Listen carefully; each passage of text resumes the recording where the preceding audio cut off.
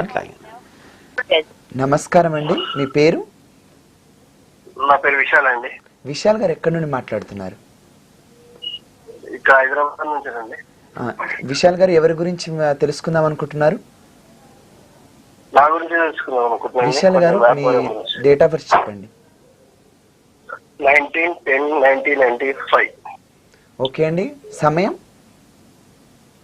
సమయం 11:30 పొద్దున. ఎక్కడ జన్మించారండి? జన్మస్థలం? ఇక్కడ హైదరాబాద్ లో ఉందండి, కార్వాల్. ఓకే అండి, మీ సమస్య గురుగారితో చెప్పండి, తగిన పరిష్కారం తెలుసుకోండి. గురుగారితో మాట్లాడండి. మీరు ఏ సమయంలో పుట్టారండి విశాల్ గారు? 11:30 అండి. ఉదయమా? ఉదయం అండి.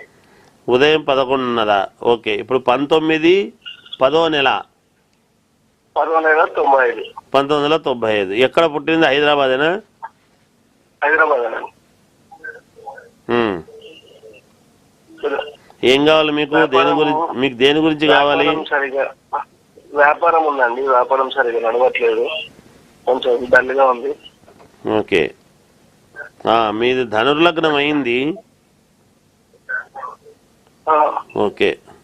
కుజుడు స్వక్షేత్రంలో ఉన్నాడు, గురువు ఉన్నాడు, బుధుడు స్వక్షేత్రంలో ఉన్నాడు. మీకు వ్యాపారం సరిగ్గా నడవటం లేదు అనేది చెప్తున్నారు.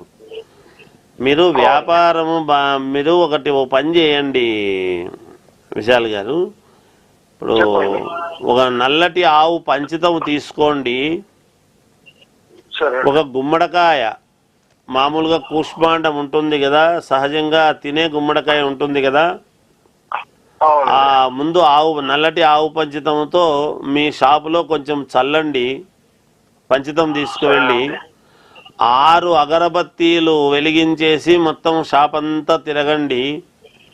గుమ్మడికాయతో మామూలుగా వెలిగించిన తర్వాత గుమ్మడికాయ ఇలా 3 ప్రదక్షిణాలు 3 సార్లు తిప్పి షాపుకు మళ్ళీ రివర్స్లో కూడా మళ్ళీ 3 సార్లు తిప్పండి.